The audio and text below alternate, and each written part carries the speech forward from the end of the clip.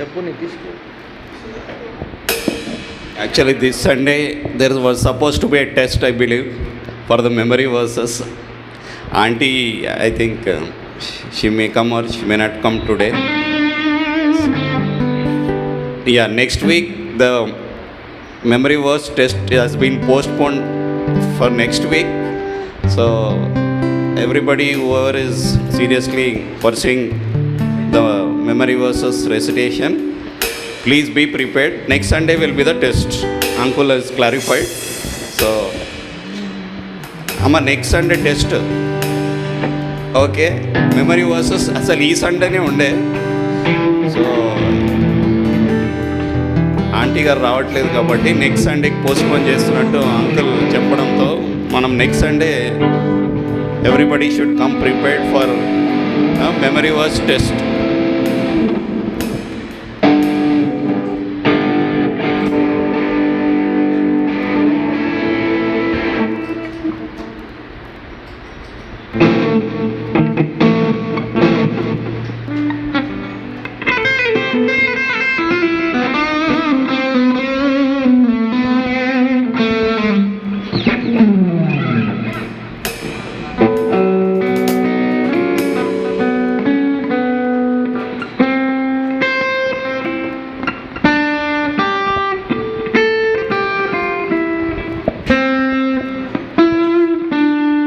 Good morning.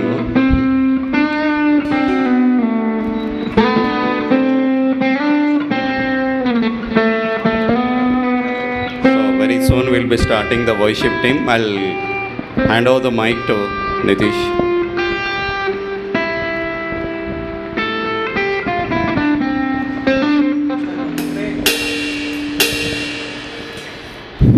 Thank you, Lord. Thank you, Jesus. Thank you, Holy Spirit, Lord. Thank you, Jesus.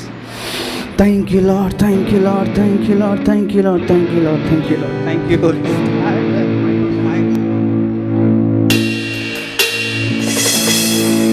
Hello. Shall we all rise on our feet? Loving Heavenly Father, I call upon to you, my loving Lord God. Fill this place with your Holy Spirit, my Lord, as we worship your name. As we come together, my Lord Jesus Christ, I pray that we become one as we sing praises unto you, my Lord God. Move our spirits and fill us with your Holy Spirit, Lord Jesus Christ. Move amongst us, my Father, Lord God. May your presence be felt by everyone who is present here, my Father, Lord God, Jesus Christ. Please, Lord, be with us, guide us, my loving Lord God, and help us be the true selves that you want us to be, my Father, Lord God, and worship your holy name. In Jesus' mighty name I pray. Amen. Thank you, Lord. Thank you, Jesus. Thank you, Holy Spirit, Lord. We invite you in our midst, O Lord. Oh, we glorify your holy name. Oh, your name is above all the name. Thank you, Lord. We magnify your holy name. Thank you, Father. You're worthy, O Lord. You're worthy to be praised. Thank you, Jesus. Oh, thank you, Jesus. Thank you, Holy Spirit, Lord. Thank you, Jesus. Thank you, Lord. తండ్రి స్తోత్రమయ్యా దేవ ప్రభు అయ్యా. Thank you, Father. ఇదిగో ఈ ఉదయకాల ఆరాధన బట్టి వందనాలు తండ్రి ప్రభు. నేను ఆరాధిస్తున్నా మా హృదయాన్ని తెరవండి అయ్యా తండ్రి దేవ ప్రభు. ఇదిగో ఇక్కడ ఉన్న ప్రతి ఒక్కరి హృదయాన్ని ప్రభు నేను ఆరాధించటకు తెరవండి అయ్యా తండ్రి ప్రభు. మేము అందరం కూడా ఏక ఆత్మతో సత్యంతో నేను ఆరాధించక సాయం దయచేయండి అయ్యా ప్రభు. శక్తి చేతనే నువ్వు బలము చేతం కాదయ్యా, నీ ఆత్మ ద్వారా ఇక్కడ ఆరాధన జరిగించబడాలయ్యా ప్రభు. ఈరోజు మా ఆరాధనలో ప్రభు తండ్రి ప్రతి ఒక్క పాల్ సంఖ్యను కొట్టివేయండి అయ్యా తండ్రి ప్రభు, తెంపివేయండి అయ్యా ప్రభు. ప్రభు. నీ బలమైన సన్నిధి, నీ బలమైన ప్రసన్నత మా మధ్యలో దయచేయండి అయ్యా ప్రభు. మమ్మల్ని మేము ప్రవర్తన మరుగుపరచబడి నీ ఆత్మ మాలో నుండి బయలు పరును గాకనైనా ప్రభు.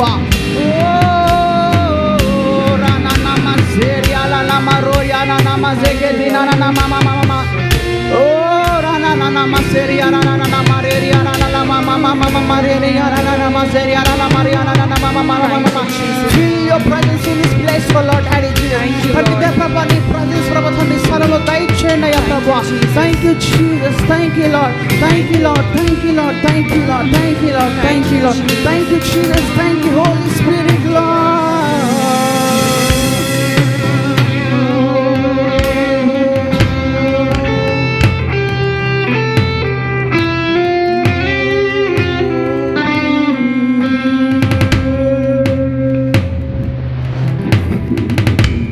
Thank you Jesus. అందరం కూడా నా సన్నిధి మధ్యలో థ్యాంక్ యూ జీసస్. ఆయన నామం కొనియాడబడే నామం, ఆయన నామము బలమైన నామము, ఆయన నామము చింపగల నామము. Thank you Jesus. నీకు సాటి లేరెవరు, నీలా ఏలే వారు లేరు. నిన్న నేడు నిరంతరము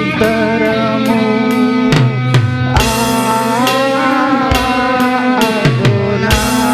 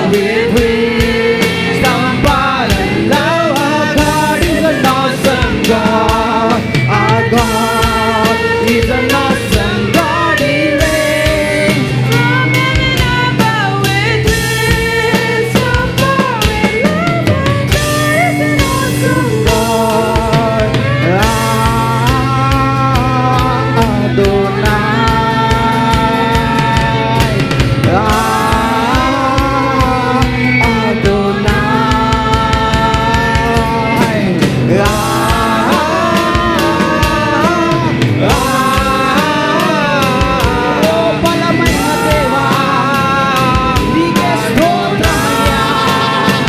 నిన్న నేడు నిరంతరము కొలవదగిన ఏకైక నామము నీది యేసయ్యా.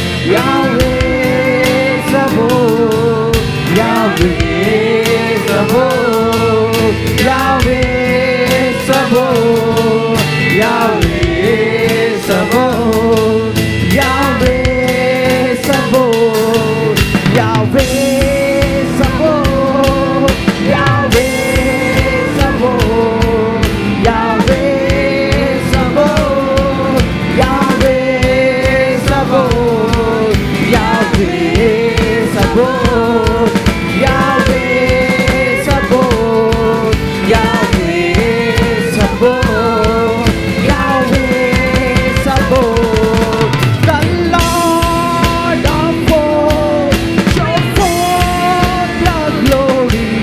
The Lord of hosts reveal your glory. The Lord of hosts show forth your glory. The Lord of hosts reveal your glory.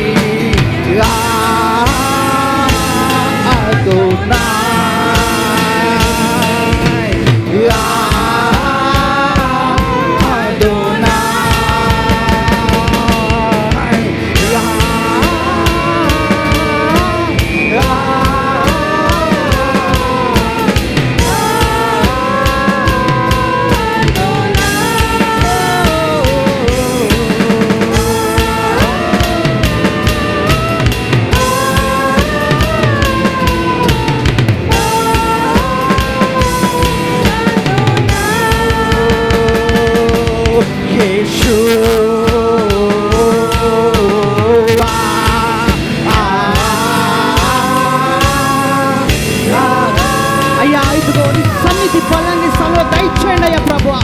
ఇదిగో ఈ ఆవరణమంతా నీ సన్నిధితో నింపబడునుగా కనైనా ప్రభువా.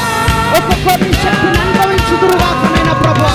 ఇదిగో నేను ఆరాధిస్తున్నానైనా ప్రభువా తండ్రి. మేము అందరూ కూడా నీ ఆత్మ ద్వారా కప్పబడునుగా కనైనా ప్రభువా. ఈ బలమైన సన్నిధి మాలో ప్రభువా తండ్రి ఇదిగో వచ్చునుగా కనైనా ప్రభువా తండ్రి.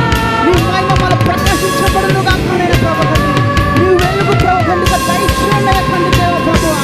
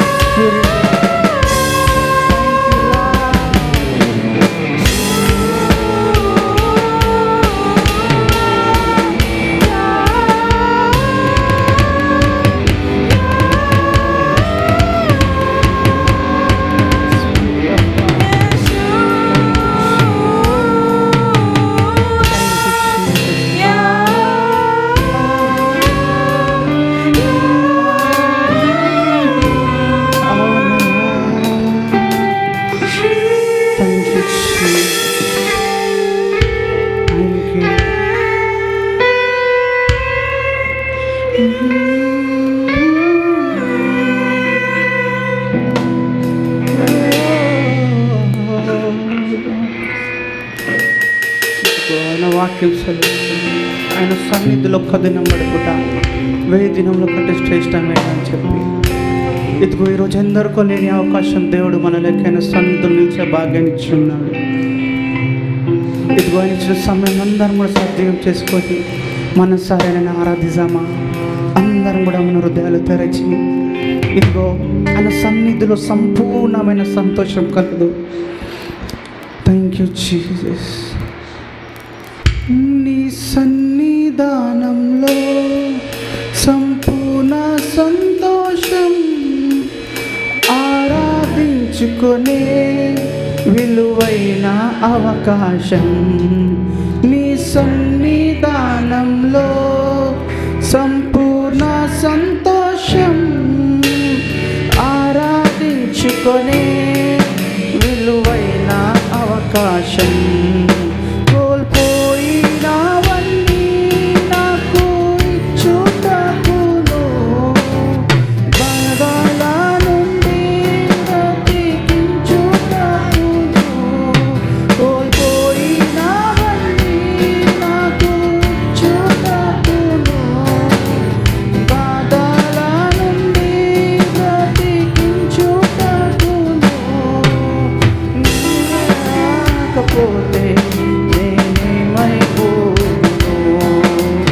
నీవే రాకపోతే నేనేమైపోదును.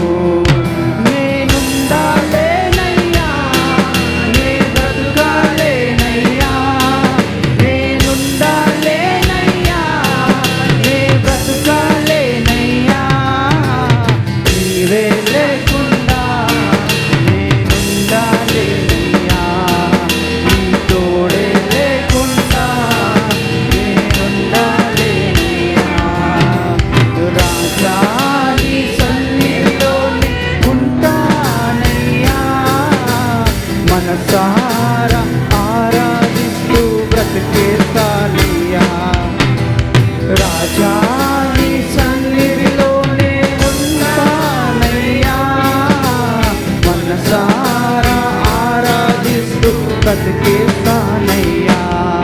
నీ సన్నిధానంలో సంపూర్ణ సంతోషం, ఆరాధించుకునే విలువైన అవకాశం.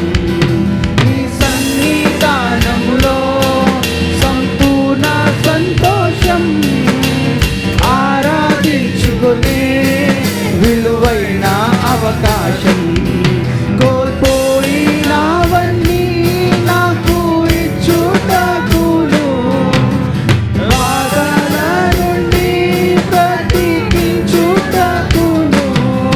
కోల్పోయినవన్నీ నాకు ఇచ్చుటకును, బాధల నుండి బ్రతికించుటకును.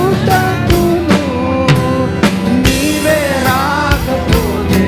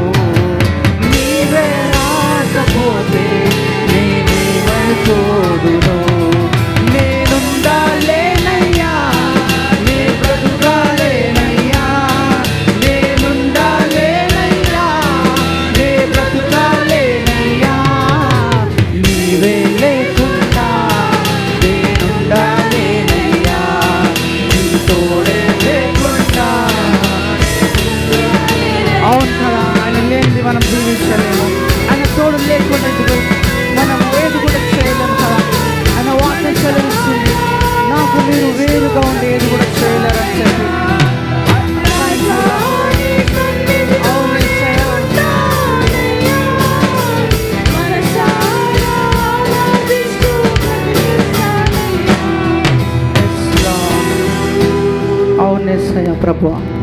Thank you Jesus, thank you lord. అందరం ఒక్క నిమిషం మన చేతులు పైకెత్తి మనకి హృదయాలు సమర్పించుకుని ఒక్క నిమిషం గత వారంలో మన జీవితంలో చేసిన మేలును బట్టి అని స్తోత్రాలు చెల్లిద్దామా. ఒకవేళ మీరు అలాంటి పరిస్థితులు ఎవరికి చెప్పుకోలేక ఇదిగో ఒంటరికలు ఎదుర్కొన్నట్లయితే ఆ పరిశుద్ధుడు ఇదిగో మీకు తోడుగా ఉన్నాడని చెప్పి ఈ సమయంలో సెలవిస్తున్నాడు. ఇదిగో నువ్వు ఒంటరివి కాదు, నువ్వు వేసే ప్రతి అడుగులో నేను నీకు తోడై ఉన్నాను, నువ్వు కాచే ప్రతి కన్నీటికి ఇదిగో నేను జవాబు ఇవ్వబోతున్నాను చెప్పి దేవుడు సెలవిస్తున్నాడు. ఇదిగో మీరు ఎలాంటి వేదనలో ఉన్నా, ఎలాంటి పరిస్థితులు వెళుతున్నా, ఇదిగో దేవుడు మీ తోడున్నాడని చెప్పి అందరు కూడా గ్రహించండి. ఇదిగో ఈ వారం అంతా మీ జీవితాలు ఎట్టి విధంగా గడిచున్నాయో కానీ మీ స్థితిగతులు మనం చేసే ప్రతిది కూడా ఆయన గమనిస్తున్నాడు. ఇదిగో ఆయన కళ్ళు మనం చూస్తూ ఉన్నాయి. ఇదిగో మనం ఎవరు చూసినా చూడకపోయినా, మన తోడు ఎవరు ఉన్నా లేకపోయినా, మనం ఎవరు పట్టించుకోకపోయినా, ఇది కొన్నిసార్లు దేవుడు నా తోడు ఉన్నాడని చెప్పి నువ్వు దేవుని ఇదిగో ప్రశ్నించగా ఆయన ఇదిగో నేను నీ తోడున్నా అని చెప్పి ఆయన సెలవిస్తున్నాడు. ఒకవేళ పాపంలో ఉండి నువ్వు ఒకవేళ దూరం అయి ఉన్నట్లయితే ఇదిగో ఈ సమయంలో సెలవిస్తున్నాడు, నువ్వు నాకు వేరుగా ఉండి ఏమి చేయలేవని చెప్పి, ఇంకెంతకాలం నాకు దూరంగా ఉంటావు అని చెప్పి, ఇదిగో నువ్వు నా ఏడల మరలా తిరిగి వచ్చిన ఏడల నేను క్షమించి మరలా నేను అట్టుకోబోతానని ఈ సమయంలో దేవుడు సెలవిస్తున్నాడు. ఇదిగో కొంతమంది ఇక్కడ మీ హృదయాలు దేవునికి దూరంగా ఉండి జీవిస్తున్నారు. దేవుడి సమయంలో మీ హృదయాన్ని కోరుతున్నాడు. ఇదిగో మీ హృదయాన్ని దూరం పెట్టి దేవునికి దూరంగా ఉండి ఏది కూడా మీరు చేయలేదు. ఇదిగో మిమ్మల్ని మీరు దేవుని సమర్పించుకోండి. ఎవరైతే ఇదిగో దేవుని ప్రేమకి దూరం అయిపోయి ఆయన సన్నిధిన స్పర్శను అనుభవించకుండా ఎవరైతే ఎండిన స్థితిలో ఉంటున్నారో ఈ సమయంలో దేవుడు సెలవిస్తున్నాడు. ఇదిగో నేను నింపబోతున్నానని చెప్పి, మరలా నూతన పరచబోతున్నానని చెప్పి, ఇదిగో నువ్వు వెళ్ళిపోయిన పాత్రవి కాదు, నువ్వు త్రోసివేసిన పాత్రవి కాదు, నిన్ను కొనుక్కొని ఉన్నానని చెప్తున్నాడు. ఆయన రక్తం ద్వారా ఇదిగో వెలయించి నిన్ను కొనుక్కున్న పాత్రవి నువ్వు ఎటువంటి పరిస్థితుల్లో ఉన్నా, ఎలాంటి వేదనలో నా ఎద్దకి రా, నిన్ను విడిపించి ఇదిగో పరిపూర్ణమైన సంతోషం నీకు ఇచ్చేదని సెలవిస్తున్నాడు. ఇదిగో మానసికంగా కృతజ్ఞతలు ఉన్నట్లయితే, ఇదిగో ఎవరు కూడా నా కన్నీ చూడట్లేదని చెప్పి నువ్వు వేదనలు ఉన్నట్లయితే ఈ సమయంలో దేవుడు సెలవిస్తున్నాడు, నీ మొర ఆలకిస్తున్నానని చెప్పి, నీ స్వరం నేను వింటున్నానని చెప్పి. ఓ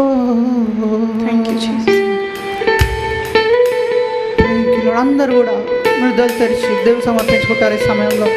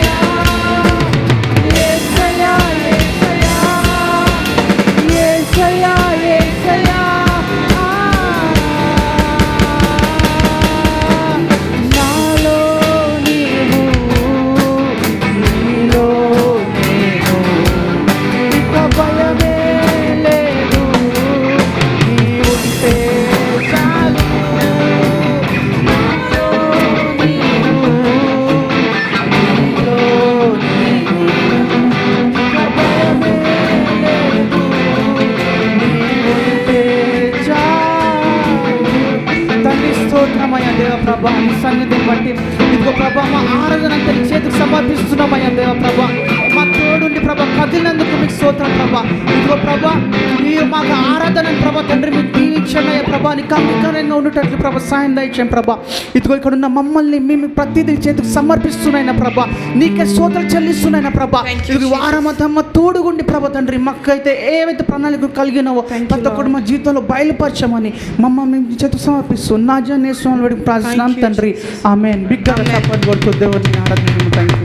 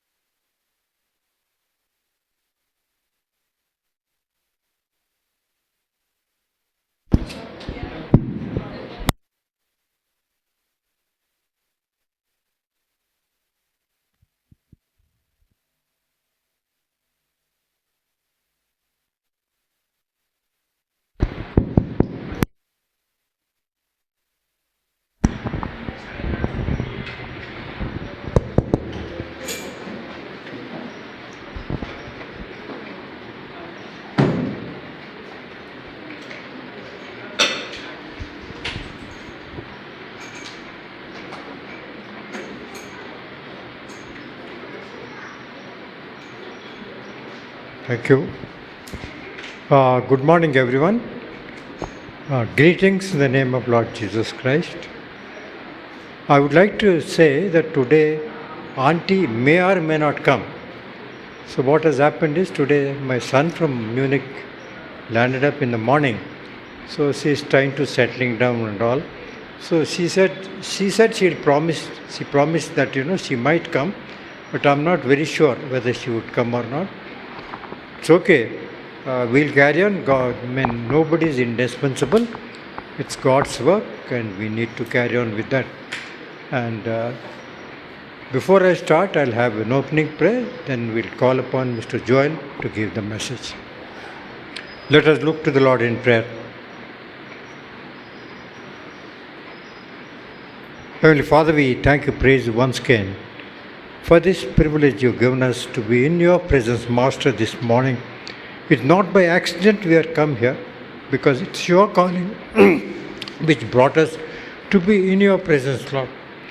While we worship you, adore you, magnify your name, and thanking you that you are going to speak through Mr. Joel, you are going to anoint him. Through him we are going to hear your message, Lord, which will be edifying to all of us. And no one goes back empty-handed from here, but be blessed abundant by you, Lord. Once again, we thank you, praise you for your goodness and love, that the Holy Spirit is ministering to every one of us, Lord. All this we ask in Jesus' marvelous name. Amen. Now I call upon Mr. Joel to come and give the God's word, and request you to kindly translate. And is not new to anyone. He's been with there. He is one of the founders. Okay, so I'm not translating in Telugu. She is translating. So he is very well known, and he is a very, very committed worker. And let me assure you that he's been anointed by God to give the message. So all of you, please pay attention and hear the word of God. I hereby hand over to Mr. Joel.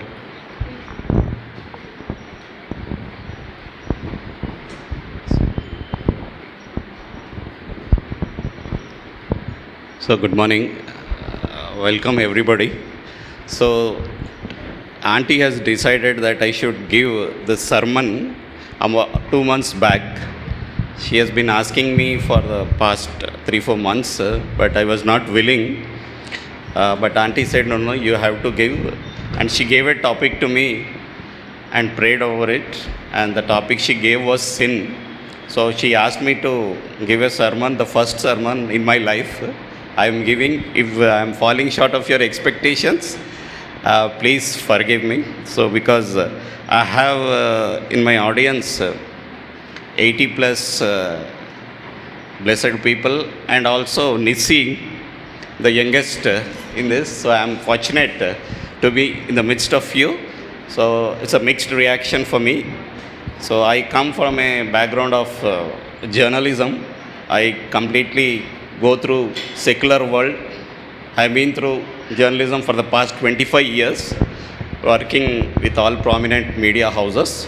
Even my wife is a journalist, but now she is teaching journalism in a government degree college. So I will try my best. This is my first attempt. Okay?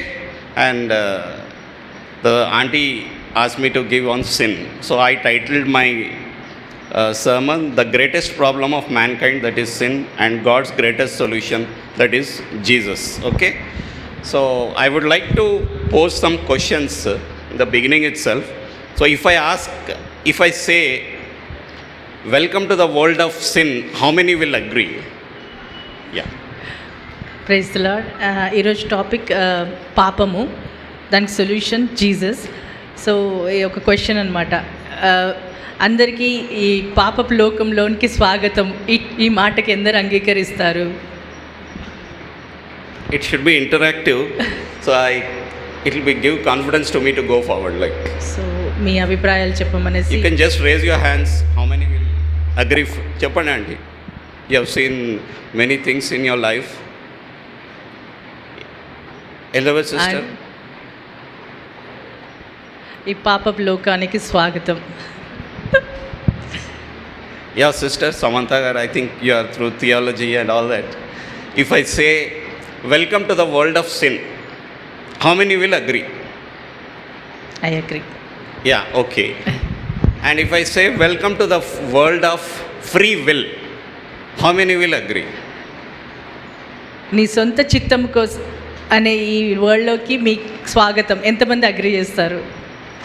సొంత చిత్తం అనే. Yeah, okay, I'll go forward. Like, I am nobody to welcome here because I have not created this world. Okay? I am nobody to decide because I have not given you free will. So God has created this world with perfection and also created in His own image Adam and Eve and gave free will. God తన స్వచిత్తంతో ఈ సృష్టిని సృష్టించాడు, తన స్వారూప్యంలోకి, తన చిత్తంలో. ఇంకా మరియు అందరికీ తన ఫ్రీ విల్ ఇచ్చేసి, అంటే స్వంత చిత్తము అనే గుణంతో ఆయన ఈ ప్రపంచాన్ని సృష్టించాడు, మానవులను సృష్టించాడు. So Adam and Eve rebelled against God, disobeyed God and invited sin. So God did not create sin, that is for sure. ఆదాము అవ్వగారు పాపం చేసి ఈ ప్రపంచంలోనికి పాపం అనేది ఆహ్వానించారు, కానీ దేవుడు పాపాన్ని సృష్టించలేదు. So today also we are all blessed with the same free will. ఈరోజు కూడా మనం అందరం మన స్వచిత్తము అనే దానితో ఉన్నాము, జీవిస్తున్నాము. So I'll leave it to you and examine so that how much we are also disobeying God, how much we are living as per our wish, or as we living as per the God. We will go through that journey to some extent. మనం ఎంతవరకు మనం దేవుని చిత్తంలో నడుస్తున్నాం, ఎంతవరకు మన చిత్తంలో నడుస్తున్నాం అనేది మనము పరిశీలించుకొని ముందుకెళ్దాము అనేసి నేను కోరుతున్నాను. So there are a few more questions I want to raise. I think many must have also raised in your lives sometime. So if we were to ask God, why God you have created a world where sin is also possible? మరి ఒక ప్రశ్నలతోటి ఒకవేళ మనం దేవుని question వేస్తే, ప్రభా ఈ ప్రపంచాన్ని నువ్వు ఎందుకు సృష్టించావో, ఈ పాపం అనేది వస్తుంది అనేసి, ఈ పాపం అనేది జరుగుతుందని తెలిసి కూడా నువ్వు ఎందుకు సృష్టించావు దేవా అనేసి అడిగితే, ఎనీ ఆన్సర్స్? మీ మదిలో ఏదన్నా ఆన్సర్ ఉంటే you can tell. Elizabeth sister.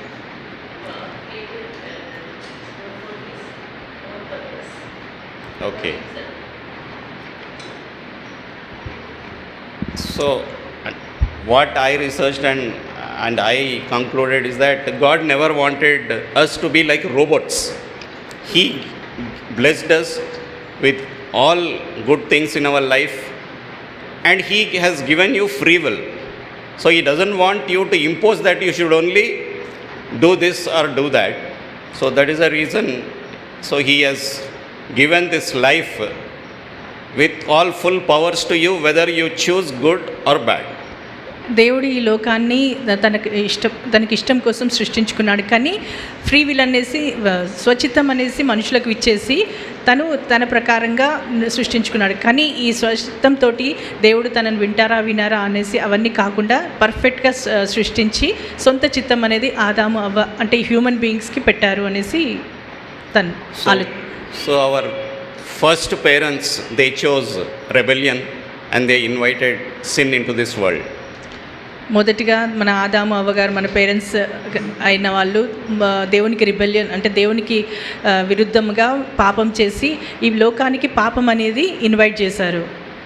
So next question I would like to raise, why didn't God stop Adam and Eve there itself? Second question, దేవుడు ఆదాము అవ్వను పాపం చేయకుండా ఎందుకు ఆపలేదు? So God only want them about the consequences, what will happen if they eat that forbidden fruit. దేవుడు ముందుగానే అది తింటే ఏమి జరుగుతుందో అనేసి దానివల్ల నష్టాలు ఏమి జరుగుతాయో అనేసి ముందుగానే బయలుపరిచాడు. So there also it is your own free will. అక్కడ కూడా దేవుడు మళ్ళీ మనకే ఆదాము అవ్వకే స్వచితానికి వదిలేశారు. దీనివల్ల కాన్సిక్వెన్సెస్ ఉంటాయి అనేసి చెప్పి వదిలేశారు. So the third question I would raise is, God could have ended the world after the disobedience. దేవుడు ఆదాము అవ్వ డిజోబీడియన్స్ ఇచ్చిన తర్వాత వెంటనే ఆయన ఆ ప్రపంచాన్ని నాశనం చేయొచ్చు, కానీ చేయలేదు. ఎందుకు? So God is merciful and just. He wanted to show that or give the Adam and Eve a chance to really come back to Him. దేవుడు ఎంత మర్సిఫుల్ అంటే దేవుడు చాలా కృపగలవాడు, జాలి గలవాడు. కాబట్టి ఆయన స్వచిత్తానికి విలువ ఇచ్చాడు. కాబట్టి తను ఆ భూమిని నాశనం చేయకుండా వారికి మరొకసారి ఛాన్స్ ఇచ్చారనమాట. దట్ వాళ్ళు మళ్ళీ దేవుణ్ణి ఆలోచించుకొని వాళ్ళ తప్పుల్ని ఆలోచించుకొని ఆయన దగ్గర రిటర్న్ వస్తారనేసి దేవుడు ఆ స్వంత ఆలోచనతో మంచి ఆలోచనతోటి ఛాన్స్ ఇచ్చారు. So today people believe in the world the biggest problems are what? ఈ ప్రపంచంలో మనుషులకు ఉన్న ప్రాబ్లమ్స్ అని పెద్ద ప్రాబ్లమ్స్ ఏంటనగా so war. So we continuously read news about war, poverty, disease, climate change, terrorism, corruption. But according to Bible, all these are all just symptoms. ఈ ప్రపంచంలో మనుషులకు వస్తున్న ప్రాబ్లమ్స్ ఏంటంటే వారు, ఇంకోటి పేదరికము, తర్వాతనేమో రకరకాల ఫైనాన్షియల్ ప్రాబ్లమ్స్, తర్వాతనేమో హెల్త్ ఇష్యూస్, రకరకాల ప్రాబ్లమ్స్ తోటి టెర్రరిజం, వీటన్నిటితోటి మనుషులు సఫర్ అవుతున్నారు. But according to Bible all these are symptoms. The real problem is sin. ఇవన్నీ సిమ్టమ్స్ అంటే ఇవన్నీ అకార్డింగ్ టు బైబిల్ ఇవన్నీ సిమ్టమ్సే. కానీ ద ప్రాబ్లం అంటే నిజమైన ప్రాబ్లం ఏంటంటే పాపము. So, if sin had never entered the world, there would not be any death, no sickness, no tears, no violence, no broken families, and no hell. ఒకవేళ ఈ పాపము ఈ లోకానికి రాకపోతే అసలు ఇలాంటి ప్రాబ్లమ్స్ ఉండేటి కదా. లైక్ దాని ఫైనాన్షియల్ ప్రాబ్లమ్స్ కానీ, డెత్ కానీ, రిలేషన్షిప్స్ ప్రాబ్లమ్స్ కానీ, రకరకాల అంటే మానవులకు ఇప్పుడు ఏమైతే ప్రాబ్లమ్స్ ఫేస్ చేస్తున్నామో ఇవన్నీ ఎంటర్ కాకపోతుండే ఒకవేళ సిన్ ఎంటర్ కాకపోతే. So everything began with the one word or action, that is sin. మొత్తం ఒక పాపం ఒకటే ఒక దాంతో బిగిన్ అయింది, అది పాపము. So in Romans 3:23, for all have sinned and fall short of the glory of God. Romans 8:23 ప్రకారంగా అందరూ పాపం చేసి దేవుని కృపను పోగొట్టుకుంటున్నారు. So I'll just ponder upon where is the origin of sin, where it all started. Anybody can say? Yeah, right answer. So the origin of sin is not from the Garden of Eden. It has started from heaven itself. పాపం అనేది ప్రారంభమైంది భూమి మీద కాదు, పరలోకం నుండే అది ప్రారంభమైంది అనేసి మనం చూడవచ్చు. A Lucifer desired God's throne, so pride became the first sin. Lucifer అనే సాతాను పరలోకమందు దేవుని సింహాసనం ఆశించి అక్కడ తనకున్న గర్వము పొగరుతోటి అది ఆశించడంతో అక్కడ పాపం అనేది బిగిన్ అయింది. So pride is the mother of all sins. కాబట్టి గర్వము అహంకారం అనేది అన్నిటికీ మూల కారణము, పాపంకి మూల కారణమైనది గర్వము పొగరు. So you can, who are interested, believers, they can go through Isaiah 14th chapter, 12th verse to 15th verse, Ezekiel 28th chapter, 12 to 17, where you can see how Lucifer has been thrown out of heaven. And it is only the pride that he wanted to become like God which has pulled him down onto the earth. ఒకటే అన్నమాట, సాతాన్ని కింద పడేసింది. దేవునితో సమానంగా ఆయన సింహాసనం కావాలని ఆ గర్వం, ఆయనకున్న వాటన్నిటిని చూసుకొని పొగరుతో గర్వంతో ఆశించడమే పాపం అయిపోయింది. So we'll come next topic is nature of sin. Sin grows, sin always begins in the heart. పాపం ఎలా ప్రారంభం అవుతుందంటే ఇది మన హృదయంలో స్టార్ట్ అవుతుంది. Jesus said in Matthew 15th chapter 19th verse, out of the heart proceed evil thoughts. మత్తయిలో రాయబడిన ప్రకారంగా మన హృదయంలో నుంచి పాపం అనేది బయలుపరచబడుతుంది. So the very first murder which happened in the human race in the Bible which is recorded, Cain killed his brother Abel. First murder అనేది మన బైబిల్లో ఎక్కడ అంటే కేన్ ఆదాము పెద్ద కొడుకు తన కొడుకుని ఏబెల్ని చంపడము ఫస్ట్ మర్డర్ అనేది బైబిల్లో అక్కడ మెన్షన్ చేసి ఉంది అన్నమాట. So the first murder in human history did not start with the act of violence but with a condition of the heart. పాపం అనేది బైబిల్లో ఎక్కడైతే ఫస్ట్ మెన్షన్ చేసిందో మర్డర్ అనేది అది కేవలము హృదయంలో రేపబడిన ఆలోచన, అంటే పాపపు ఆలోచన వల్లనే జరిగిన మర్డర్, కానీ ఇంకా వేరేది కాదు. అంటే హృదయంలో స్టార్ట్ అయిన ఆలోచన, చెడు ఆలోచన. So Cain became angry and jealous when God accepted Abel's offering but did not accept his own. Cain తన తమ్ముడి మీద, తన బ్రదర్ మీద, ఏబెల్ మీద తన ఆఫరింగ్ యాక్సెప్ట్ చేయబడ్డది, కేన్ది యాక్సెప్ట్ కాలేదనేసి ఆ కోపము, జెలస్ తోటి, అసూయతోటి, ద్వేషంతో హృదయంలో మొదలవడంతో ఆ మర్డర్ అనేది జరిగింది. So at this juncture, if you see in Genesis 4th chapter 6th verse, God came to Cain with a warning and a question. Why are you angry? Why is your face downcast? Cain దగ్గరికి దేవుడు వచ్చి అడిగాడనమాట, ఎందుకు నువ్వు కోపంలో, నీ హృదయం ఎందుకు కోపంతో నిండి ఉన్నది, ఎందుకు ఇలా జరిగింది. So God is giving Cain an opportunity to reflect, repent and change. కేన్కి ఫస్ట్ వార్నింగ్ ఇచ్చి దేవుడు తర్వాత ఆయనకు ఒక ఛాన్స్ ఇచ్చాడనమాట. నువ్వు అది యాక్సెప్ట్ చేసి దాన్ని విషయంలో పశ్చాత్తాపడడానికి ఆయనతో మాట్లాడాడు. So Genesis 4:7, God goes one step ahead in the warning. Genesis 4:4-7లో దేవుడు ఒక వార్నింగ్ తోటి కేన్తో మాట్లాడుతున్నాడు. Sin is crouching at your door. పాపము మీ ద్వారం ముందల ఉన్నది, అది It desires to have you, but you must rule over it. పాపము నీ ద్వారం ఎదుట నిలబడి ఉన్నది, అది నిన్ను ఆశించుచున్నది, సో నువ్వు దానిని ఓవర్కమ్ చేయాలి అనేసి దేవుడు ఆయనతో మాట్లాడతాడు. But Cain refused God's invitation to deal with his heart. అప్పుడు కేన్ దేవుని మాటల్ని నిరాకరించి తన లోపల ఉన్న ఆ పాపంతో తనేమి చేయకుండా దేవుని మాటని నిరాకరించాడు. Instead of surrendering his anger to God, he allowed jealousy to take control over him. దేవుని మాట వినకుండా ఆయన ఏమంటే ఆ దేవుని మాటను తృణీకరించి అసూయ అనేది ఏదైతే తన హృదయంలో దానికి చోటిచ్చాడు. So he took his brother Abel into the fields and killed him. ఏబెల్ని తన పంట పొలాలకు తీసుకెళ్ళి తన బ్రదర్ని కేన్ మర్డర్ చేసేసాడు. So the first murder news which has been recorded in Bible clearly teaches us that sin often follows a pattern. First murder అనేది Bible ఏదైతే mention చేశారో దాని ప్రకారంగా చూస్తే ఫస్ట్ మర్డర్ అనేది కేవలం హృదయంలో రేపబడిన ఒక ప్యాటర్న్ అనేది, అంటే హృదయంలో రేపబడ్డ ఆ చెడు ఆలోచన వల్ల జరిగిన మర్డర్ అనేసి లెక్కింపబడి ఉన్నది. So if you go to the next level, God is still coming to Cain and asking, if you see in the Genesis 4th chapter 9th verse, Genesis 4th chapter 9th verseలో చూస్తే దేవుడు మరొకసారి Kane దగ్గరికి వచ్చి మాట్లాడడం జరుగుతుంది. where is your brother Abel? నీ brother అయినా నీ అన్న అయినా తమ్ముడైన ఏబెల్ ఎక్కడున్నాడు అనేసి దేవుడు ఆయనను అడుగుతాడు. Cain responded, I do not know. Cain అంటాడు, నాకు తెలియదు అనేసి అంటాడు. Am I my brother's keeper?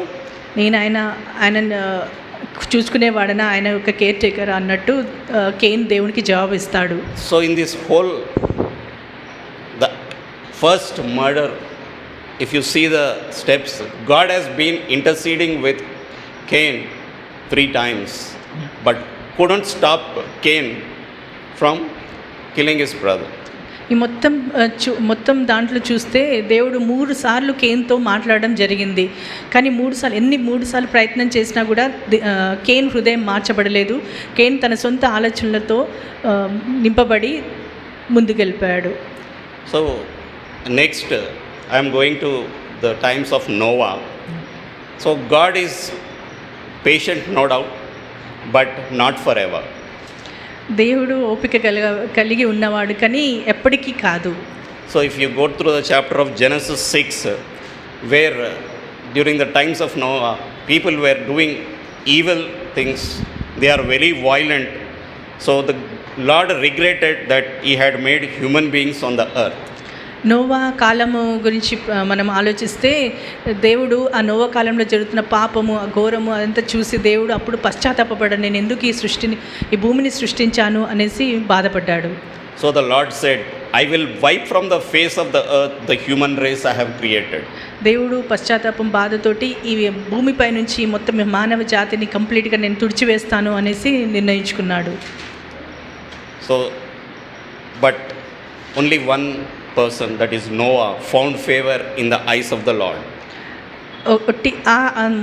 ఆ కాలంలో నోవా ఒక్కడే దేవుని దృష్టిలో కృపను పొందుకొని ఉన్నాడు.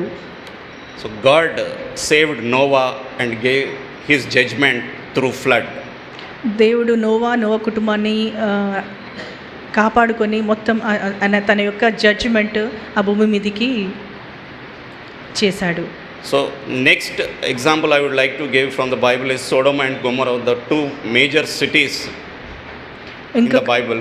ఇంకొకటి ప్రస్తావిస్తే సొదొమ గొమొర్రా ఆ 2 పెద్ద సిటీస్, దాని గురించి ప్రస్తావిస్తే Genesis 19th chapter 24th verse, if you see. Genesis ఆదికాండము 19:24 చూస్తే, So here people were living in sin, immorality, corruption and all that, and God gave his judgment here through fire.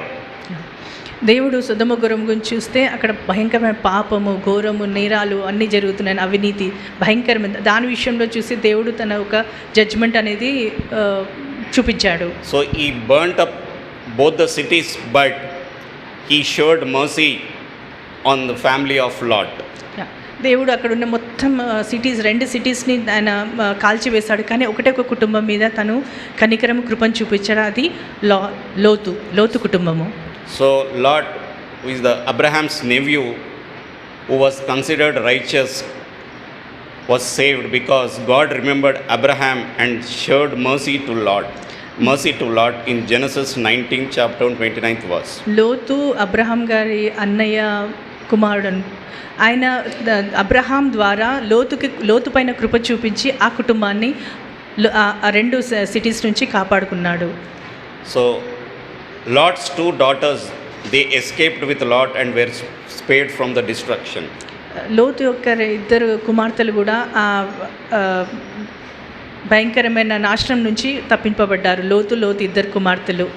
but Lot's wife, she was initially rescued from the city, but she looked back despite God's command and became a warning of a heart that still clings to the old life. కానీ దేవుడు లోతు కుమార్తెలను రక్షించాడు. కానీ లోతు భార్య తను దేవుని ఏదైతే ఆజ్ఞ ఇచ్చాడో తిరిగి చూడకూడదు అనేసి ఆజ్ఞ వినలేదు కాబట్టి తను కూడా ఉప్పు స్తంభంగా మారిపోయి ఉంది. సో దేవుని మాటను నిరాకరించింది. Lot's sons-in-law were also warned, but they did not believe God and refused to leave, so they perished with the city. దేవుడు లోతు యొక్క అల్లుడు వాళ్ళందరితో కూడా మాట్లాడాడు, కానీ వాళ్ళు కూడా వినిపించుకోలేదు. సో వాళ్ళు కూడా 2 సిటీస్లో నాశనం అయిపోయారు. So here we see a family where one person is committing a sin, God trying to intervene, and we see in Noah's time God how rescued Noah and wiped away the entire generation there. And we see in Sodom and Gomorrah, God is interceding with a family, but not all family members were looking to God despite warning. Some have perished.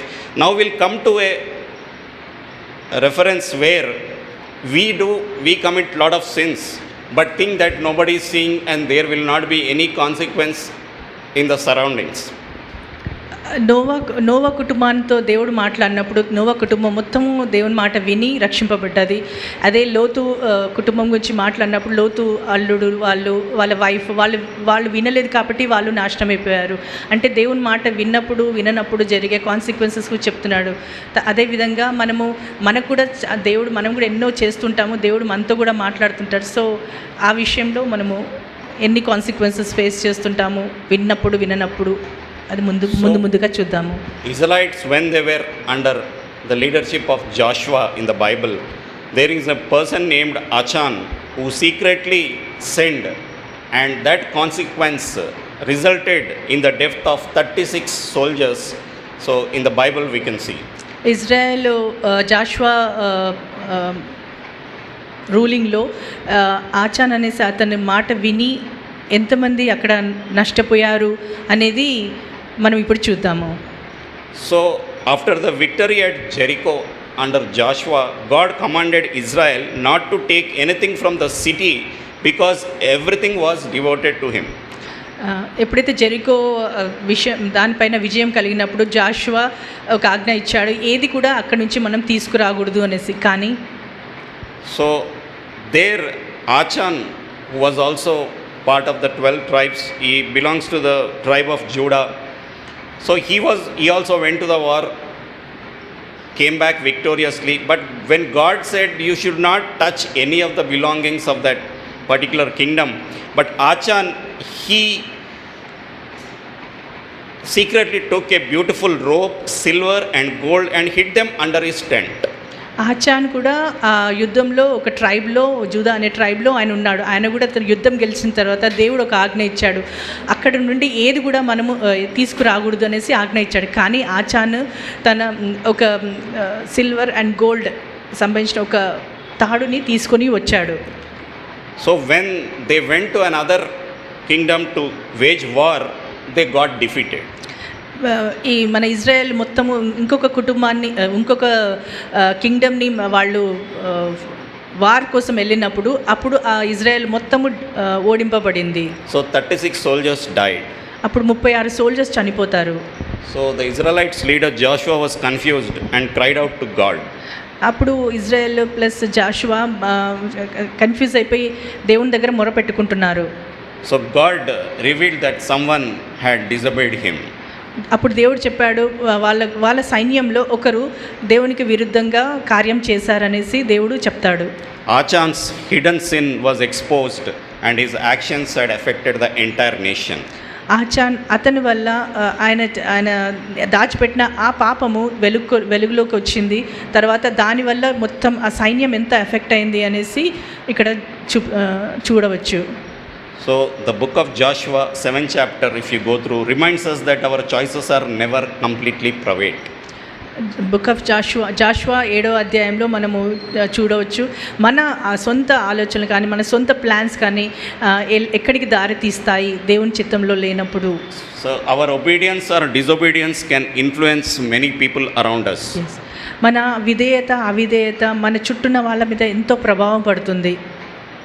So now I want to deal with partial obedience is it still disobedience? I am asking Yes. you all. Like, partially you are disobeying God. So is it still complete disobedience to God? Yes. So if you see in the 1 Samuel 15 chapter, God commanded Saul through the prophet Samuel to completely destroy the Amalekites and not keep any of their possessions. మనము విధేయత అంటే కంప్లీట్గా సంపూర్ణంగా విధేయత చూపించడము, లేకపోతే సగం విధేయత చూపించడం కూడా సంపూర్ణంగా అవిధేయత కిందకే వస్తుంది. కాబట్టి సౌలు అమలేకీయుల విషయంలో చేసిన ఒక తప్పు విషయం, ఆయన అక్కడ అన్నీ తీసుకురాకూడదు అన్నప్పుడు కొన్ని తీసుకురావడము, అదొక సగం అవిధేయత. So, but Saul only obeyed partially. He spared King Agag and kept the best of the sheep and cattle, claiming they were saved to offer sacrifices to God. దేవుడు కింగ్ సౌల్ అమాలేకుల నుంచి ఏవైతే సగంగా అంటే మంచి ఆవులను, ఆరోగ్యకరమైన ఆవులను, ఇంకా దానికి సంబంధించిన ఆయనకి ఏవేవైతే నచ్చాయో అవన్నీ తీసుకురావడం, అంటే ఆ దేవుడు పూర్తిగా వద్దు అన్నప్పుడు ఆయన సగంగా తీసుకురావడము, ఆయన ఒబీడియన్స్ ఇచ్చాను అని అనుకుంటున్నాడు. But when prophet Samuel confronted him, Saul tried to justify himself by saying that the animals were kept for sacrifice. సమూయేలు వచ్చి సౌల్తో మాట్లాడినప్పుడు నువ్వు అలా చేయకూడదు అని అన్నప్పుడు ఆయన ఏమి జస్టిఫై చేసుకుంటాడంటే, నేను అవన్నీ దేవునికి సాక్రిఫైస్ ఇవ్వడానికి తీసుకొచ్చాను కదా అనేసి సమూయేలుతోటి వాదిస్తాడు. So in 1 Samuel 15 chapter 22nd verse, Samuel says to Saul, to obey is better than sacrifice, and to heed is better than the fat of rams. సమూయేలు సౌలుతో చెప్తాడు, మన చాప్టర్స్లో మనము కంప్లీట్గా దేవునికి విధేయత కలిగి ఉండడమే సాక్రిఫైస్ కన్నా, అంటే ఏదైతే బలి ఇస్తామో దానికన్నా శ్రేష్టమైనది అనేసి చెప్తాడు. So the problem here was not the sacrifice itself. The problem was that Saul was using the religious activity to cover the disobedience. ఇక్కడ చూడాల్సింది ఏంటంటే, మనం రిలీజియస్గా మనకి కొన్ని బలియాగాలు అవన్నీ ఇస్తూ ఉంటాం, కానీ అది కాదు దేవుడు చూస్తున్నది. ఇక్కడ కంప్లీట్గా సంపూర్ణమైన విధేయత దేవునికి కలిగి ఉండడము అదే అవసరము అనేసి ఇక్కడ ఈ ఇన్సిడెంట్ ద్వారా మనం తెలుసుకోవచ్చు. So true obedience requires surrendering our will to God's will. సంపూర్ణ విధేయత అంటే మన కంప్లీట్గా మన స్వచిత్తము అన్నీ దేవునికి కంప్లీట్గా సమర్పించుకోవడమే విధేయత. Saul obeyed the parts he liked but rejected the parts that were difficult. సౌలు ఏదైతే తనకు అనుకూలంగా ఉందో ఆ విషయాల్లో విధేయత చూపించాడు, కానీ ఎక్కడైతే తనకి ఇష్టం లేదో అక్కడ విధేయత చూపించలేదు. So later Saul's life ended as a big tragedy. Saul was the anointed king by God, but during a battle with Philistines, Saul was severely wounded and took his own life. A anointed king, the first king of Israel, just for partially obeying God, ended up killing himself.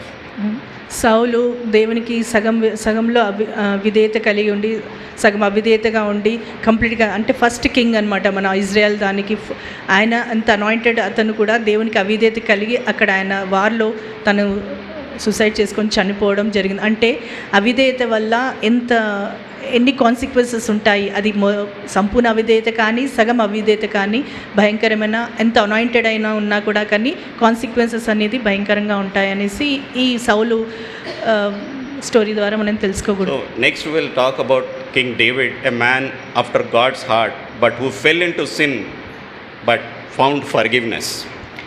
Next మనము దావీదు గురించి మాట్లాడుకుందాము. దావీదు దేవుని యొక్క హృదయానుసారుడు. ఆయన పాపంలో పడ్డాడు, కానీ పశ్చాత్తాపడినప్పుడు దేవుడు తనని ఎలా దీవించాడు, యాక్సెప్ట్ చేశాడు అని మనం చూడొచ్చు. So King David, a man chosen and loved by God, experienced a great spiritual fall. దావీదు దేవుని యొక్క హృదయానుసారుడు, ఎంతో స్పిరిచువల్గా ఎంతో దేవునితో నడిచిన అతను, కానీ సడన్గా భయంకరమైన ఆత్మీయతలో పడిపోయాడు. So in 2 Samuel chapter 11, David saw Bathsheba desired her and committed adultery with her. When she became pregnant, David tried to hide his sin and eventually arranged the death of her husband Uriah in battle. His sin involved lust, adultery, deception, and murder. దావీదు యుద్ధంకి వెళ్ళకుండా బెర్షెబా అనే ఇంకొక అతని భార్యతోటి ఆయన ప్రేమలో పడి తనతో తప్పు చేసి తను గర్భవతి అయిన తర్వాత ఆ గర్భాన్ని దాచిపెట్టడానికి మళ్ళీ తన భర్త యూరియాని చంపించడము, ఇవన్నీ అంటే తనలో దావీదు ద్వారా వ్యభిచారము, మర్డర్, ఇంకా మోసము, ఇవన్నీ ఆయన ద్వారా చేయబడిన పాపములు. So David was also the second anointed king of Israel, but he had a great spiritual fall. దావీదు కూడా రెండవ రాజు అయిన ఇజ్రాయెల్కి రాజు అయిన అభిషేకింపబడిన రాజు. అతను కూడా అవిధేయతలో అంటే పాపంలో పడి భయంకరమైన ఆత్మీయతలో పడిపోయాడు పూర్తిగా. So he has done all these things secretly and is living a life. He is king, he can get away with it. ఆయన సీక్రెట్గా ఈ పాపంలన్నీ చేసి రాజు కాబట్టి బ్రతికొచ్చు అనేసి తను నిర్భయంగా ఉన్నాడు. But God sent the prophet Nathan to confront David. But దేవుడు నాతాను అనే ప్రవక్తను తన దావీదు దగ్గరికి పంపించి తన పాపాన్ని గురించి మాట్లాడి ఒప్పింపజేశాడు. So unlike the anointed king of Saul, David did not make excuses. Saul anointed, దావీదు అనాయింటెడ్. కానీ సౌలు ఏమో దేవుడు మాట వినలేదు, కానీ దేవుడు ప్రవక్తను పంపించి ఆయనకు పాపం గురించి మాట్లాడినప్పుడు అప్పుడు దావీదు దాని విషయంలో పశ్చాత్తాపపడ్డాడు. So in 2 Samuel chapter 12 and verse 13, he confessed, I have sinned against the Lord. దావీదు నాతాను ప్రవక్త వచ్చి మాట్లాడినప్పుడు తన పాపం విషయంలో చెప్పినప్పుడు అప్పుడు దావీదు పశ్చాత్తాపపడి తన పాపంలన్నీ ఒప్పుకున్నాడు. So although God has forgiven David, forgiveness did not remove all earthly consequences. దేవుడు దావీదు పశ్చాత్తాపపడి పాపం ఒప్పుకున్న తర్వాత దేవుడు పాపాన్ని క్షమించాడు, కానీ పాపం యొక్క కాన్సిక్వెన్సెస్ని ఈ భూమిపైన ఏవైతే కాన్సిక్వెన్సెస్ పాపం వల్ల వస్తాయో వాటి విషయంలో దేవుడు క్షమించలేదు. The child born through that sin died. David's family experienced painful conflicts and his son Absalom later rebelled against him. David finally lost the peace and joy he once had. ఆ పాపము వల్ల తన పాపం వల్ల పుట్టిన ఆ బాబు కూడా చనిపోవడము, తర్వాత అబ్షలోము తన ఇంకొక కుమారుడు కూడా తనకు రెబల్ అవ్వడం, అంటే దేవునికి అవిధేయతగా ఉన్నప్పుడు, పాపంలో పడిపోయినప్పుడు, ఆత్మీయతలో పడిపోయినప్పుడు పాపంని ఒప్పుకొని పాపం క్షమింపబడిన దాని కాన్సిక్వెన్సెస్ అంటూ ఈ భూమిపైన అది ఖచ్చితంగా మన జీవితంలో జరుగుతాయి అనేసి ఈ దావీదు స్టోరీ వల్ల మనం తెలుసుకోవచ్చు. So yet David's story is also a story of mercy. His repentance was genuine. In Psalms 51, David cries out, create in me a clean heart, O God, and renew a right spirit within me. So he did not only escape from punishment, but he sought restoration with God. దావీదు పశ్చాత్తాపపడినప్పుడు దేవుడు క్షమించినప్పుడు ఆయన మళ్ళీ దేవుణ్ణి, ఆయన హృదయానుసారుడు కాబట్టి దేవుణ్ణి దావీదు తనలో శుద్ధ హృదయం అడిగాడు, కంప్లీట్గా మార్చబడాలి అని అడిగాడు. కాబట్టి దేవుడు మళ్ళీ దావీదు రెస్టరేషన్ కోరుకున్నప్పుడు సమస్తము ఆయనకు రెస్టోర్ జరిగింది. So finally he became a man after God's own heart. ఆ విధంగా దావీదు దేవుని యొక్క హృదయానుసారుడుగా పిలువబడ్డాడు. So next we'll come to King Solomon. Here wisdom alone cannot replace obedience. ఇక్కడ మనం కింగ్ సోలమన్ చరిత్ర గురించి తెలుసుకుంటే జ్ఞానం అనేది దేవునికి ఒబీడియన్స్ కాదు. So King Solomon was known as the wisest man who ever lived. King Solomon అనేది ఈ ప్రపంచంలోనే తెలివిగల జ్ఞానం గల కింగ్ అనేసి పేరు పొందబడ్డాడు. So God blessed him with extraordinary wisdom, wealth and honor. దేవుడు ఆయనని అత్యధికమైన జ్ఞానముతోటి, వెల్త్ తోటి, అన్నిటితోటి బ్లెస్ చేశాడు. In 1 Kings chapter 11, the Bible says Solomon had many wives from foreign nations. First కింగ్స్లో కింగ్ సోలమన్ గురించి చెప్పబడింది. ఆయనకు ఎంతోమంది భార్యలు, అనేక ప్రదేశాల నుంచి ఆయనకు ఎంతోమంది భార్యలు ఉన్నారనేసి వాక్యం చెప్తుంది. Instead of remaining faithful to the Lord, Solomon allowed his heart to be influenced by them and began following other gods.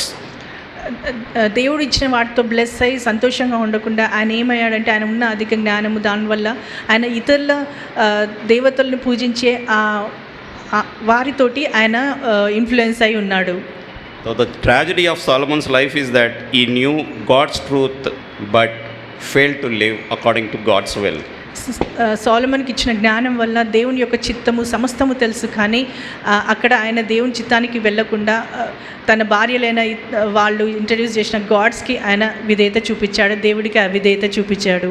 So because of his disobedience, God's judgment came upon him, and the kingdom that Solomon built faced division immediately after his death. దేవునికి అవిధేయత చూపించడం వల్ల ఏదైతే తన తండ్రి నుంచి తన నుంచి బిల్డ్ అయిన ఆ కింగ్డమ్ని కంప్లీట్గా అది ఆయన చనిపోయిన తర్వాత కంప్లీట్గా అది విరిగిపోయింది, అన్ని డివిజన్స్ అయిపోయాయి. So all these three kings are anointed by God, but they ended up doing sins. But Saul he killed himself. He did not come for repentance. David came for repentance. And here Solomon's life is also, he is repenting, but Bible doesn't record the kind of repentance. Anyway, so he realized at the end. So now from here I move on to the story of Jonah, who was called by God, but he ran away from God. సౌలు అవిధేయత వల్ల ఆయన కంప్లీట్గా చనిపోయాడు. తర్వాత దావీదు అవిధేయతలో ఉండి మళ్ళీ దేవుని దగ్గర పశ్చాత్తాపడినప్పుడు ఆయనకు రెస్టరేషన్ జరిగింది, కానీ ఎర్త్లీ కాన్సిక్వెన్సెస్ అనేది ఆయన అనుభవించాడు. అదేవిధంగా కింగ్ సోలొమన్ కూడా ఆయనకు ఇచ్చిన జ్ఞానం బట్టి కృతజ్ఞతగా ఉండకుండా ఆయన కూడా ఇతరుల దేవతల మొక్కి దేవునికి అవిధేయతగా ఉండడం వల్ల ఆయన వల్ల మొత్తం ఆ కింగ్డమ్ అనేది, బ్లెస్డ్ కింగ్డమ్ అనేది అంతా విరిగిపోవడం. అంటే అవిధేయత వల్ల జరిగినవి, విధేయత వల్ల జరిగినవి కాన్సిక్వెన్సెస్ ఏమి ఉన్నాయో మనం ఈ చరిత్రల వల్ల తెలుసుకున్నాము. ఇప్పుడు మనం యోనా చరిత్రను చూద్దాము. So God called him and asked him to go to Nineveh, but he went in the opposite direction, disobeying God. దేవుడు యోనాని నినవే పట్టణానికి వెళ్ళమన్నప్పుడు యోనా వినకుండా వేరే పట్టణానికి వెళ్ళాడు, ఆపోజిట్ డైరెక్షన్లో. So God later disciplined him and he has been used by God. తర్వాత దేవుడు మళ్ళీ యోనాకి డిసిప్లిన్ కలిగజేసి మళ్ళీ దేవుడు యోనా దేవుని మాట వినేలాగా చేశాడు. So these are some of the anecdotes I have taken from the Old Testament, where anointed people, chosen people of God have fallen short of the expectations of God. Some came back, some perished. So we can also examine ourselves that where we are today. Even ఈ కొద్ది చరిత్రలు నేను అది పాత నిబంధన నుంచి తీసుకున్నాను. దీనివల్ల విధేయత వల్ల అవిధేయత వల్ల అనాయింటెడ్ కాకపోయినా చూజన్ వాళ్ళైనా దేవునికి అవిధేయత చూపించినప్పుడు ఏం జరుగుతుంది, దేవునికి విధేయత చూపిస్తే ఏం జరుగుతుంది అనేది మనం తెలుసుకున్నాము. So let's move to the New Testament and see some of the lives. ఇప్పుడు మన నూతన నిబంధన ప్రకారంగా వెళ్తూ అక్కడున్న కొన్ని జీవితాల గురించి మనం తెలుసుకుందాము. So for me, all through my career, Judas Iscariot, I had sympathy for him personally. పర్సనల్గా న్యూ టెస్ట్మెంట్ తీసుకుంటే ఇస్కరియోతు యూదా ఉన్నాడు, ఆయన మీద నాకు ఒక పర్సనల్గా ఒక రకమైన సింపతి ఉంది అనేసి నేను చెప్తున్నాను. Because we have all those qualities what he has, if you see his life. మనకు కూడా ఆయనలో ఉన్న క్వాలిటీస్ అన్నీ మనలో కూడా కనబడతాయి, అందుకనే నాకు ఆయన మీద ఒక రకమైన సింపతి ఉంది. So he loved money more than Christ at the end. Though he journeyed with Christ, saw all the miracles of Christ, but at the end he only betrayed Christ. మనం యూదా చరిత్ర జీవితం చూస్తే ఆయన దేవునితోటే కంప్లీట్గా నడిచాడు ఆయన ఉన్నంత వరకు. తర్వాత ఆయన మిరాకిల్స్ చూడము, ఆయన నేచర్ చూడడం అన్నీ చూశాడు, కానీ డబ్బుకు ఆశ, ధన ఆశతోటి ఆయన ఆ విధంగా ఉన్నాడు. Not only that, at the end he also repented. ఆయన చివర్లో దేవుణ్ణి అప్పగించిన తర్వాత ఆయన పశ్చాత్తాపడ్డాడు. But he did not come to God. కానీ పశ్చాత్తాపడ్డాడు, కానీ దేవుని దగ్గరికి రాలేకపోయాడు. So he committed suicide. So అది దానివల్ల ఆయన ఆత్మహత్య చేసుకొని చనిపోతాడు. I think many of the suicide cases which we read in the papers, I think most of their lives may be going through this life. ఈ విధంగా చూస్తే చాలా లోకంలో జరుగుతున్న చాలా ఆత్మహత్యల వెనకాల ఇది కూడా ఒక కారణం అయి ఉండొచ్చు. So we repent, but the result is not coming to God but taking one's own life. మనం చాలామంది రిపెంట్ అవుతారు, కానీ వాళ్ళు ఏంటంటే దేవుని దగ్గర రాకుండా ఆత్మహత్య చేసుకొని చనిపోవడం జరుగుతుంది. So next I want to refer to Ananias and Sapphira, the hypocrisy they showed before God in the New Testament, in the early church. అననీయ సఫేరా వారి గురించి మనం తెలుసుకుంటే వాళ్ళు కూడా పరిశుద్ధాత్మకు దేవునికి ఏ విధంగా అవిధేయత కలిగి ఉన్నారో మనం చూడొచ్చు. So in the early church, believers shared their possessions with one another so that no one was in need. దేవుని డిసైపుల్స్ ఆ టైంలో అప్పుడు చూస్తే అందరూ చర్చ్లో వారి వారి ఉన్న ఆస్తులు కానీ అన్నీ అమ్మి డిసైపుల్స్ వారి దగ్గరికి తెచ్చి ఇచ్చేవారు అనమాట.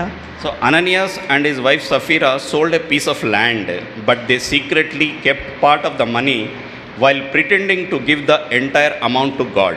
అందులో అననీయ సఫేరా వాళ్ళకున్న ఆ స్థలాన్ని అమ్మి కొద్దిగా అమౌంట్ దాచిపెట్టుకొని మిగతా అమౌంట్ వారు తెచ్చి దేవుని డిసైపుల్స్ దగ్గర అప్పచెప్పారు. So when Peter confronted Ananias, he said, "You have not lied just to human beings, but to God and Holy Spirit." అప్పుడు పేతురు అననీయతో ఇలా అంటాడు, నువ్వు నా దేవునికి పరిశుద్ధాత్మతో నువ్వు అబద్ధం చెప్పావు అనేసి తనని గద్దిస్తాడు. So their sin was not that they kept some of the money, but it was that they lied and tried to appear more devoted than they truly were. వాళ్ళ తప్పు ఏమనగా అంటే వాళ్ళు కొద్ది భాగం దాచిపెట్టుకోవడం కాదు, కానీ ఏదైతే వాళ్ళు అబద్ధం ఆడారో దేవునితో పరిశుద్ధాత్మతో దానివల్ల అది అక్కడ వాళ్ళు కంప్లీట్గా దేవునికి సరెండర్ కాలేదు, కానీ వాళ్ళు సగం అవిధేయత వల్ల అబద్ధం చెప్పడం వల్ల వాళ్ళు ఫేస్ చేసిన consequences. So God judged them immediately and both died.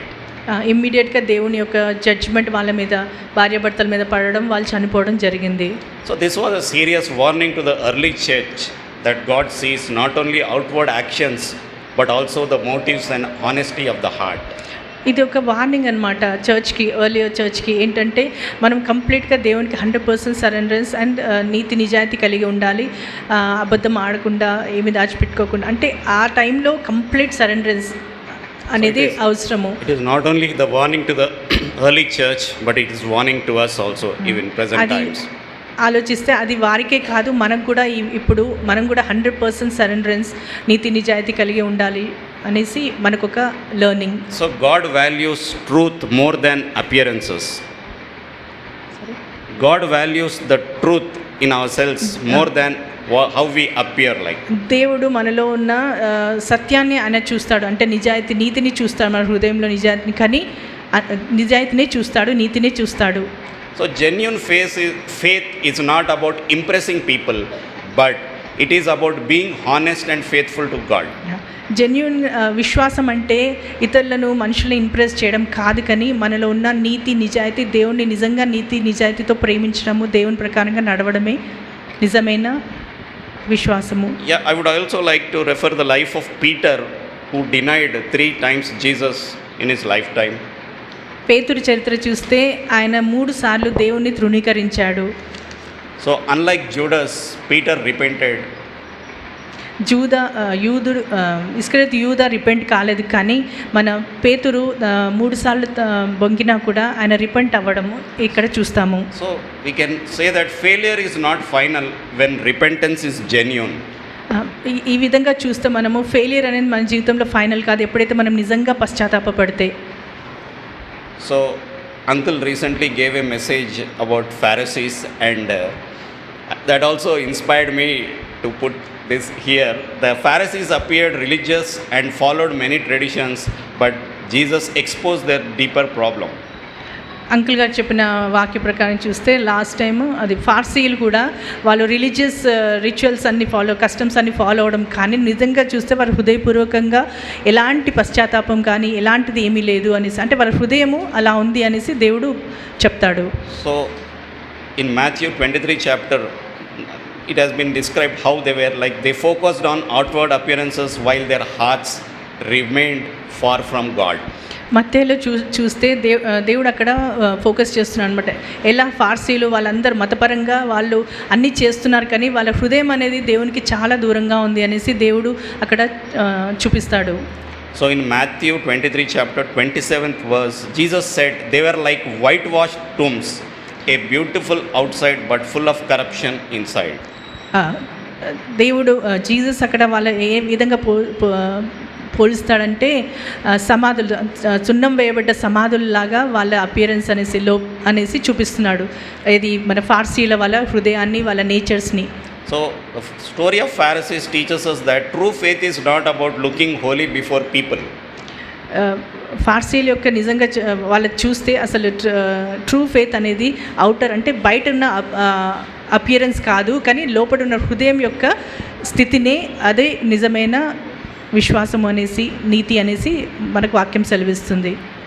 So the last example I would like to give is about Joseph, son of Jacob, who is considered one of the most righteous people in the Old Testament. Jacob యొక్క కుమారుడైన Joseph, ఆయన చరిత్ర మనం తెలుసుకుంటే ఆయన ఒక నిజంగా నీతిమంతుడు, నిజాయితీపరుడు అనేసి మనం ఆయన చరిత్ర ద్వారా తెలుసుకోవచ్చు. He resisted sexual temptation. ఆయన సెక్షువల్గా వచ్చే ఆ శోధన కూడా ఆయన దాన్ని తృణీకరించాడు. When Potiphar's wife tried to seduce him, Joseph refused and said, Potiphar wife ఆయనను శోధించినప్పుడు ఆయన తన నుంచి దూరంగా పారిపోవడము. So in Genesis 39:9, Joseph says, how then can I do the great wickedness and sin against God? Potiphar ఎప్పుడైతే తనను శోధించినప్పుడు Joseph తన నుంచి పారిపోయి ఆయన అంటాడు, నేను దేవుని దృష్టిలో ఈ పాపం నేను ఎలా చేయగలుగుతాను అనేసి తను తను అనుకుంటాడు. So another greatest quality of Joseph was he forgave his brothers who sold him into slavery. Joseph ఇంకొక క్వాలిటీ చూస్తే తన బ్రదర్స్ ఎవరైతే తనను అమ్మి వేశారో వాళ్ళని కూడా హృదయపూర్వకంగా క్షమించి వాళ్ళని చూసుకోవడము. But when he gained power in Egypt, Joseph did not take revenge. ఎప్పుడైతే ఆయన ప్రైమ్ మినిస్టర్గా ఈజిప్ట్లో తను ఎన్నుకోబడ్డాడు, కానీ అప్పుడు కూడా తను వాళ్ళ బ్రదర్స్ మీద ఎలాంటి రివెంజ్ అనేది తీసుకోలేదు, పగ అనేది తీర్చుకోలేదు. So in Genesis 50 chapter and 20th verse he says, you intended to harm me, but God intended it for good. జెనిసిస్లో మెన్షన్ చేయబడిన చాప్టర్ ప్రకారంగా చూస్తే అప్పుడు జోసెఫ్ అంటారు వారి బ్రదర్స్ తోటి, మీరు నాకు కీడు చేయాలనుకున్నాడు, కానీ దేవుడు ఆ కీడుని నాకు మేలులాగా మార్చాడు అనేసి వారితో చెప్తాడు. So entire Joseph life, if you see, he was faithful during suffering, though he was betrayed, falsely accused, imprisoned and forgotten, yet he continued trusting God. Joseph చరిత్ర చూస్తే ఆయన చిన్నప్పుడే బ్రదర్స్ ద్వారా మోసం చేయబడ్డం, అమ్మివేయబడ్డం, తర్వాత ఆయన శోధనలోకి ఎదుర్కోవడం, మళ్ళీ ఆయన జైల్లో బంధింపబడడం, మళ్ళీ ఆయనకు అధికారం ఇవ్వబడి, ఇవన్నీ ఆయన జీవితంలో జరిగినా కూడా ఆయన దేవునికి ఎంత కమిటెడ్గా ఫెయిత్ఫుల్గా ఉండడం మనం ఆయన చరిత్రలో చూస్తున్నాము. So now the question arises, did Joseph ever sin? ఇప్పుడు ఒక క్వశ్చన్, జోసెఫ్ ఎప్పుడు పాపం చేయలేదా అనేసి మనకు ఒక ఆలోచన. The Bible does not record any clear sinful action by Joseph. కానీ బైబిల్లో ఎక్కడ కూడా మెన్షన్ చేసలేదు కి జోసెఫ్ ఇట్లా ఒక రకమైన పాపం చేశాడు, ఏదైనా పాపంలో ఇన్వాల్వ్ అయి ఉన్నాడని బైబిల్లో ఎక్కడ కూడా మెన్షన్ చేయబడలేదు. So unlike David, Moses, Noah, Abraham, there is no specific incident where Joseph is shown committing a sin.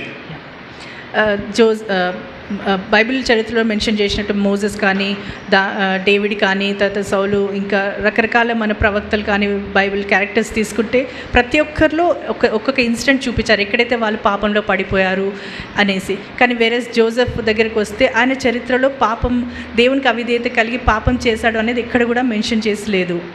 Yet Bible doesn't declare him as sinless. కానీ దేవుడు బైబిల్లో జోసెఫ్ని పాపం చేయని వాడు అనేసి డిక్లేర్ అయితే చేయలేదు.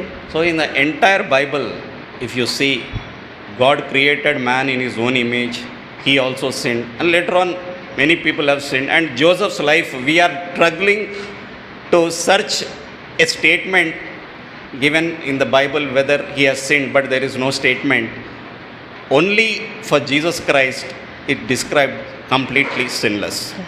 మనం మొత్తం బైబిల్ చరిత్ర చూస్తే ఆది నుంచి అంతవరకు చూస్తే పాపం ఎలా ఉద్భవింపబడింది అవన్నీ చూస్తే ప్రతి ఒక్కరు పాపం చేశారు. కానీ జోసెఫ్ విషయంలో మెన్షన్ చేయలేదు. దాన్ని అలా అని అనుకుంటే మనం ఆయన పాపం చేయలేదు అని అనుకోలేము. ఎందుకంటే కేవలం దేవుడే యేసు ప్రభువే పాపం చేయలేదు ఈ మొత్తం ప్రపంచంలో.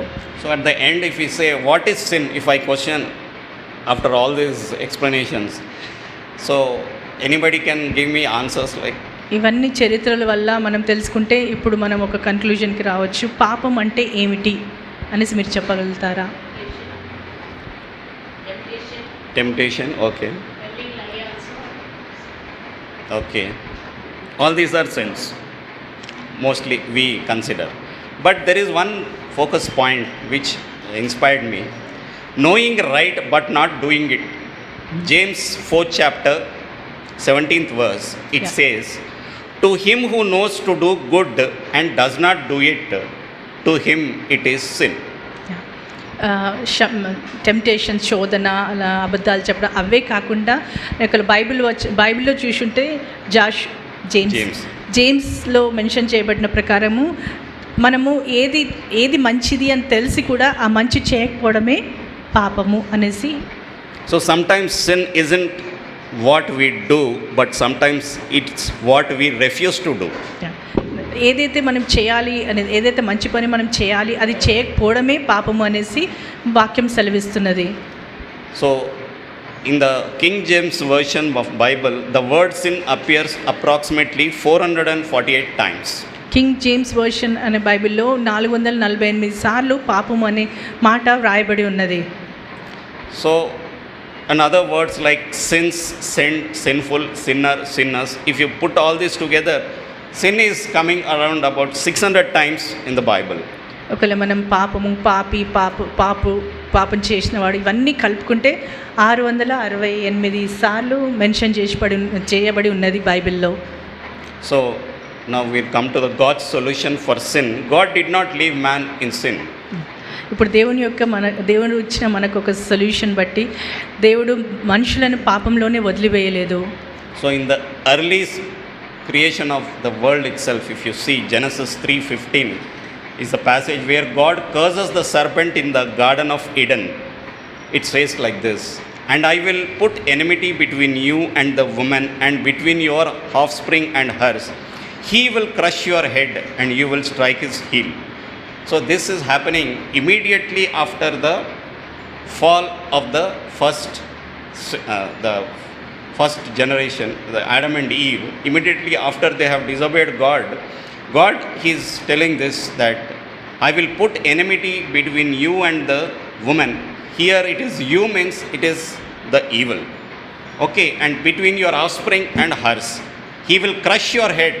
So here he will crush your head is, it is saying that a savior will come and crush the head of this evil, and immediately after the fall it is happening. So you can see that in Genesis 3:15. ఆదికాండం 3:15లో దేవుడు సిన్కి ఒక solution, అంటే ఎప్పుడైతే అవిధేయత దేవునికి విరుద్ధంగా పాపం జరగబడిందో దేవుడు సర్పాని మీద శపిస్తాడు. ఏమంటే నీ పాపానికి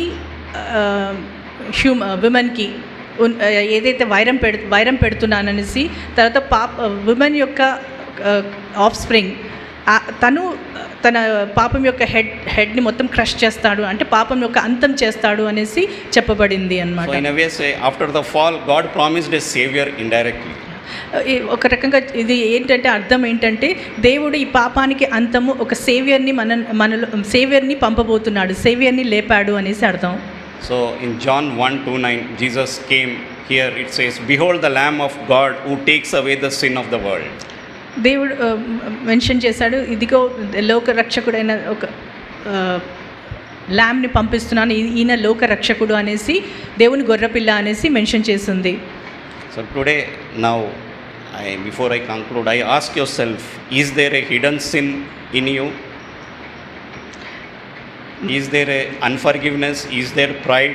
Is there dishonesty? Is there addiction? Is there secret immorality? Is there bitterness?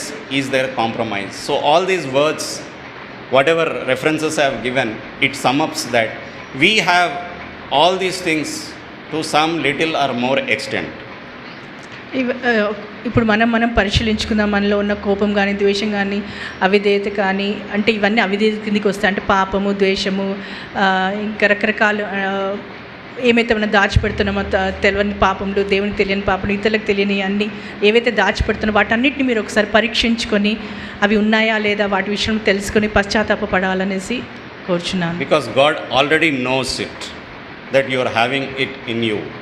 దేవునికి సమస్తము తెలుసు, మన హృదయాలను చూసే దేవుడు కాబట్టి మన హృదయంలో ఏమేమి ఉన్నాయి దేవునికి విరుద్ధంగా అవన్నీ మనం ఒకసారి మనం పరిశీలించుకుందాము. So he is inviting repentance but not condemnation. దేవుడు మనకు సమయాన్ని ఇచ్చి ఇంకా దాని విషయంలో పశ్చాత్తాపపడి దేవుని అనుగ్రహం కోరుకోమనేసి అడుగుచున్నాడు. కానీ దాని విషయంలో ఆయన మనకి కండెమ్ చేయట్లేదు. మనకి సమయాన్ని ఇచ్చి మనం పరిశీలించుకొని దాని విషయంలో పశ్చాత్తాపపడమని కోరుచున్నాడు. So let's here I conclude and let's end this message with a prayer. Heavenly Father, we acknowledge that we have sinned against you in thought, word and deed. We thank you for sending your Son Jesus Christ to bear our sins on the cross.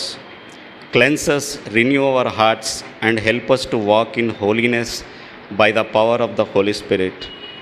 Give us the courage to confess our sins, turn from them and live lives that glorify you.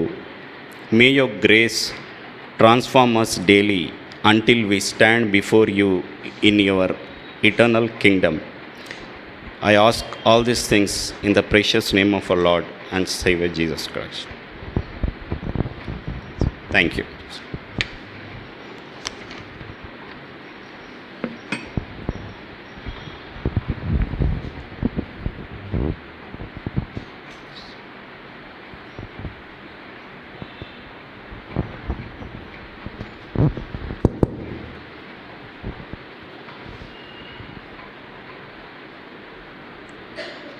మంచి సువార్తను మనకు అందించినందుకు బ్రదర్కు మేము వందనాలు చెల్లిస్తున్నాము.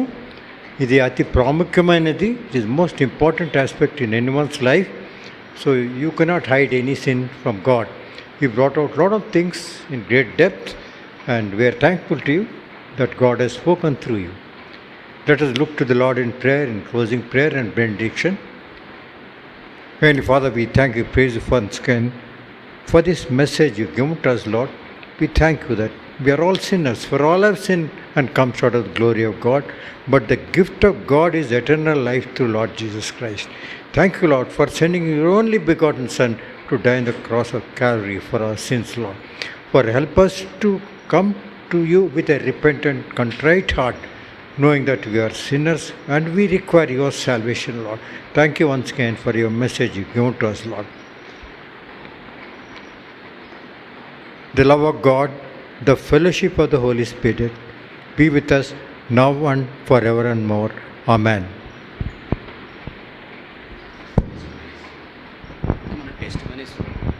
Okay.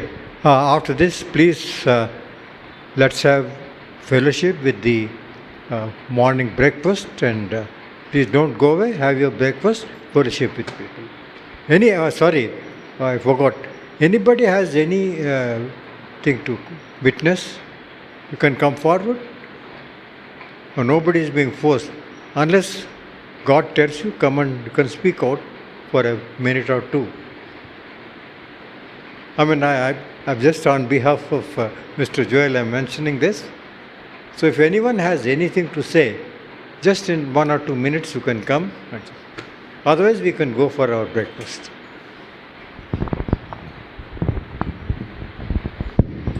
So my testimony is that I never thought I will give this message.